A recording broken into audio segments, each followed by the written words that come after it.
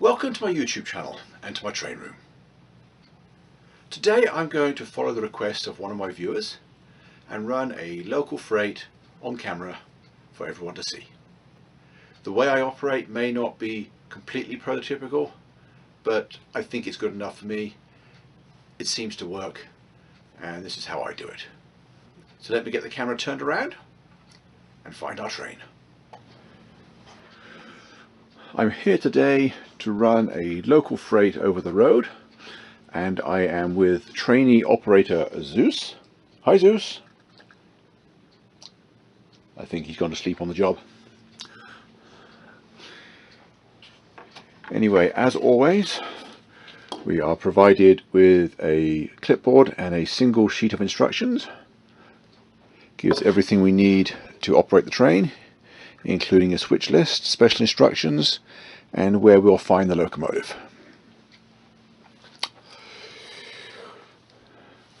All trains start in West Yard.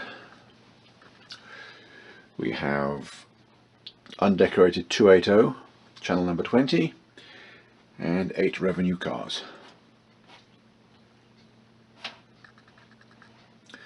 We will be leaving from West Yard, track 5.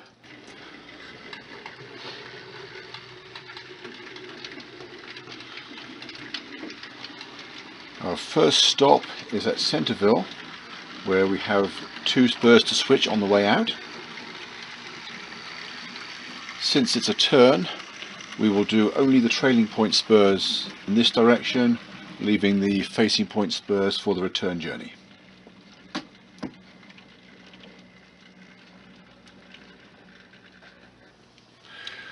Now, most of these spurs facing in this direction belong to National Widget. National Widget is switched by a dedicated turn, which will run later in the day. We totally ignore those spurs in there. The only spurs we will switch on the way out are these 2 here. There's the house track in the front. Of course, the freight house hasn't been built yet, you'll just have to use your imagination. And then behind it we have a much longer spur serving a team track, the BK Feed Company, and the Burns Wright fuel dealer beyond the bridge. Checking the timetable, we see we have plenty of time to get our switching done there before any trains will need the main. So let's get busy. The yardmaster at West Yard was kind enough to block our train with these early setouts at the front end.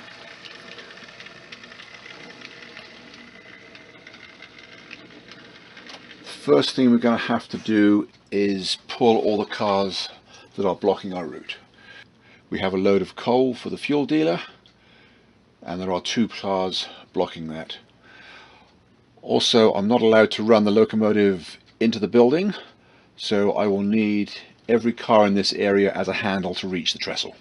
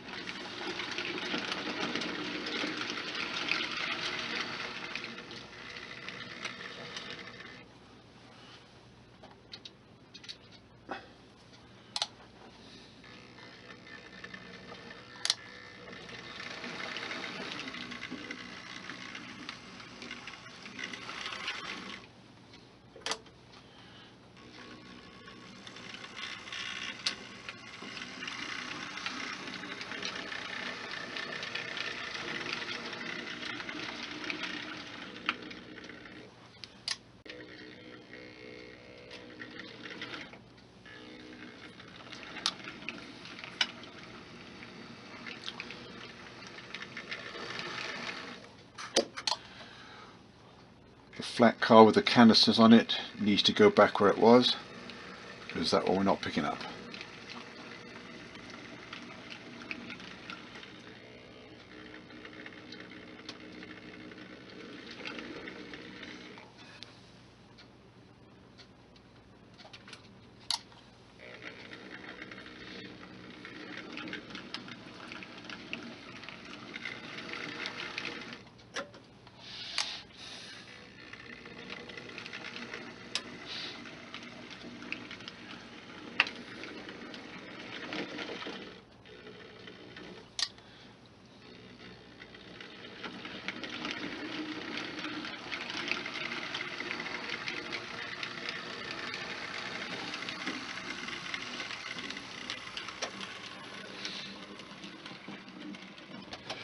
We've now finished the switching for the moment, and we have the train reassembled.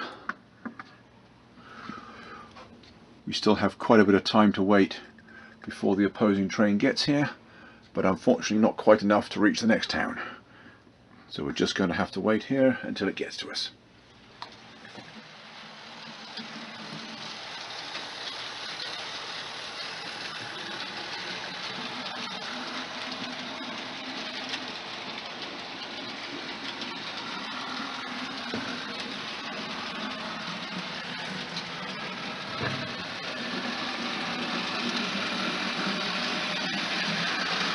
After a while, the line's premier passenger train, the fast mail, comes storming by.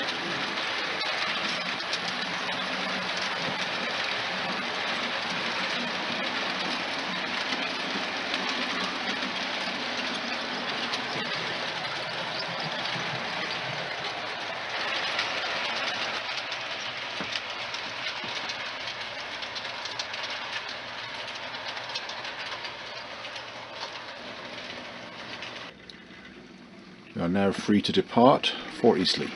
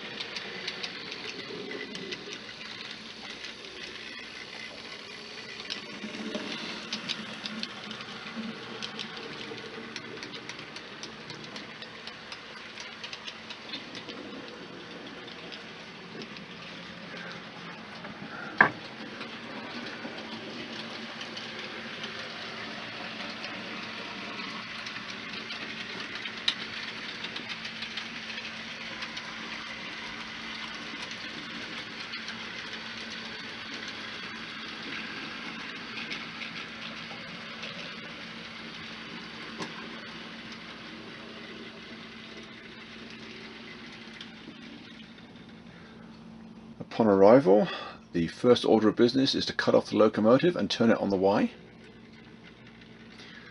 Since we have a relatively short train today, we can actually make this simple and use the Y as our run round.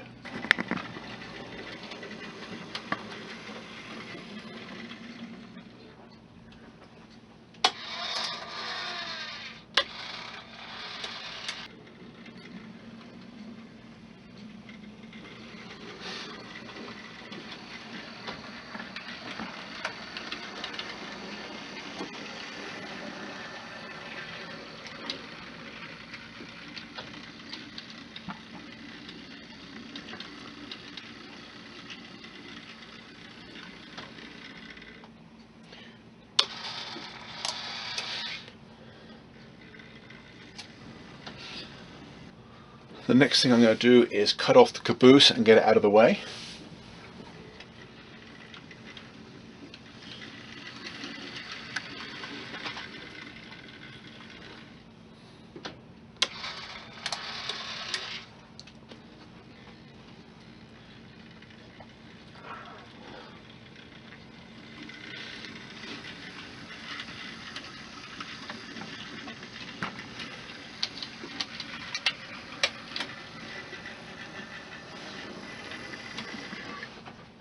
And since there's no proper yard here, the best place to build up our outbound train is on the Y. Although it's quite a steep grade, I do have a parking brake on the hill to assist me in switching.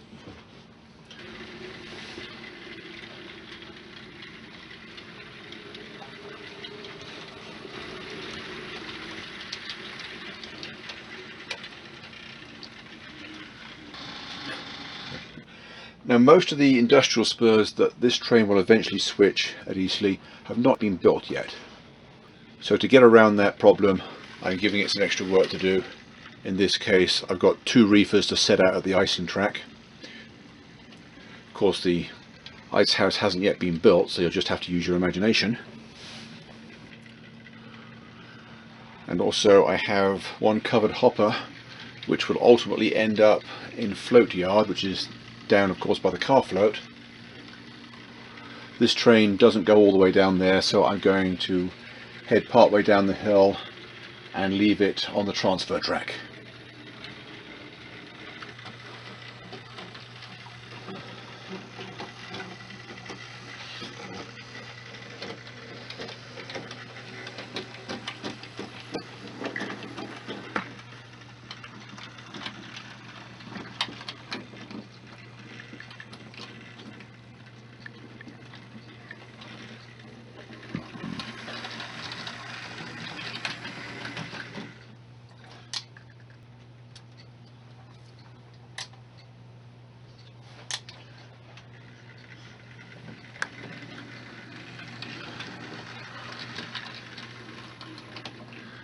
The only other work I have to do here is to pick up 2 loads of lumber from the wharf and add those into my train.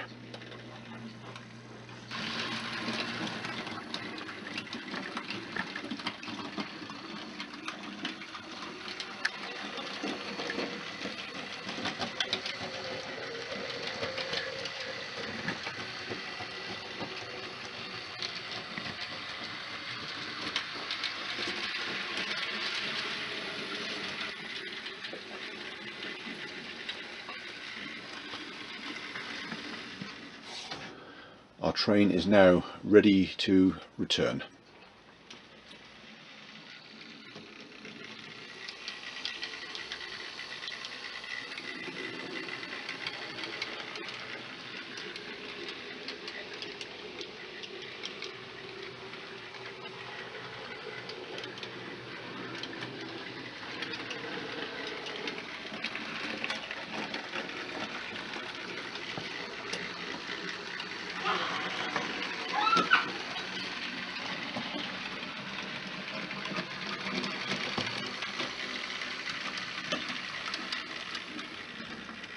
Back in Centerville, we have 2 industries to switch today. There is the no storage, there's 2 empties to pick up there, and a box car to drop off. We also have to switch out the empty bulkhead flat for the loaded one in the pulpwood yard. Since the pulpwood yard means that we have to cross the main, let's do the no storage first.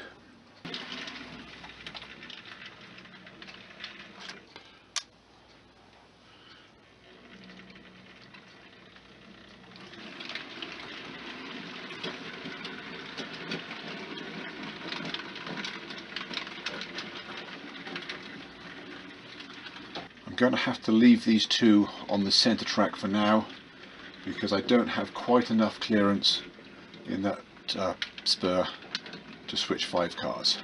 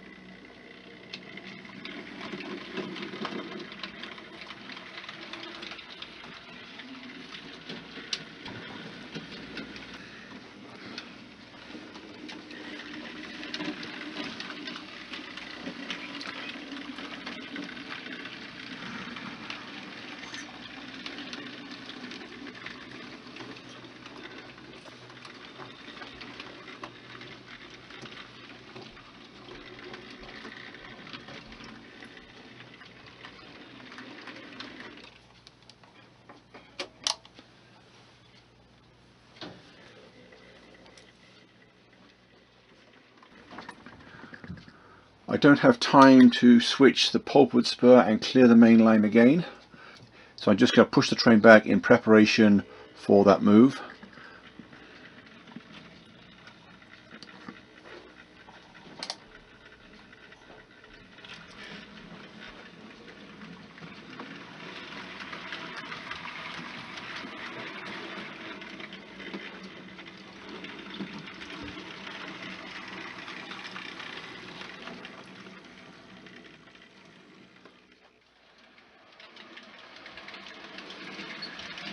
Before long, a through freight bound for Port Eastleigh passes behind one of the line's newest acquisitions, a decapod still labelled for the previous owner.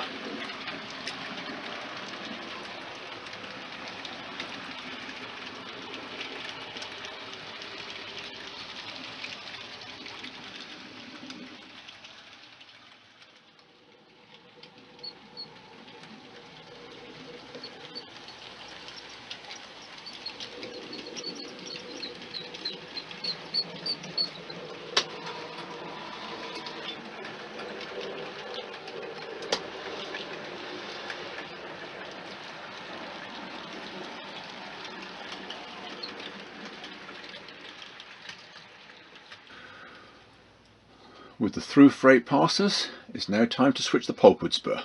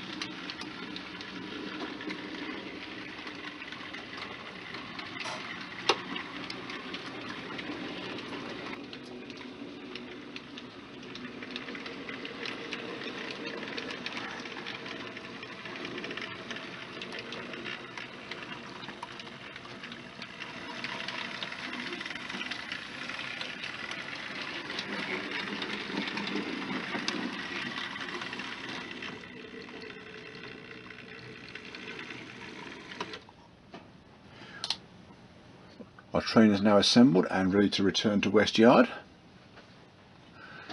Since we already have a crossover line in front of us, we may as well use that one instead of heading to the end of the siding.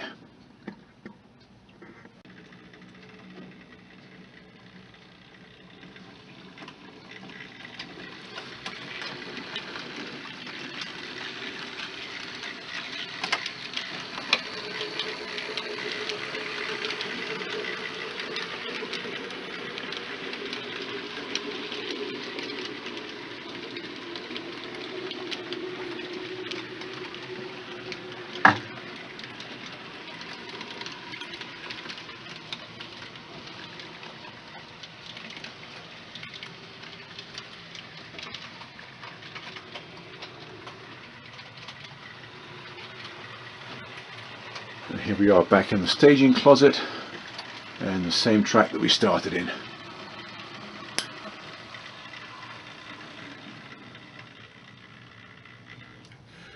Well, that's all for this week. I hope you enjoyed the show. Hope to see you again next time. Bye for now.